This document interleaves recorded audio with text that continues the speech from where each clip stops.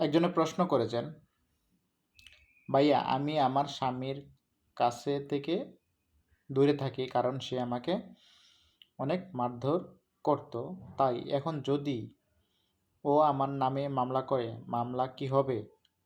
আমার বাবা মা কেউ নেই, একা বিয়ে করছিলাম কোর্ট ম্যারেজ করে, তার পরিবারের সাথে বনিবনা হচ্ছে না। বিষয়টা হচ্ছে, দেখেন, আপনি মারধর করার কারণে আলাদা থাকেন, সেটা তুমি বলেও থাকতে পারবেন, লুকিয়ে থাকছেন কেন? আর সে যদি আপনাকে মারধর করে নির্যাতন করে, সেটার তো আইন আছে, যদি মামলা করেন আইন তাকে শাস্তি দিবে, আপনি তো লুকিয়ে থাকার কোনো দরকার নেই। আর আপনি লুকিয়ে আছেন, সেজন্য আপনি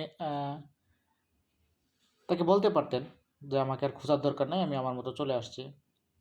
সে এখন আপনাকে নেওয়ার জন্য কোর্টে মামলা করতে পারবে। আর হচ্ছে, আপনি যদি তার সাথে না যান, তো ডিভোর্স নেওয়ার জন্যও আইনের আশ্রয় নিতে পারবে।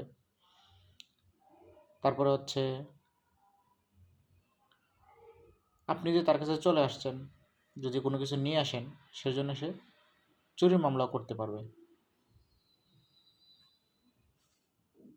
আর আপনি যদি আবার বিয়ে করতেছেন, অবশ্যই তাকে ডিভোর্স দিয়ে বিয়ে করতে হবে।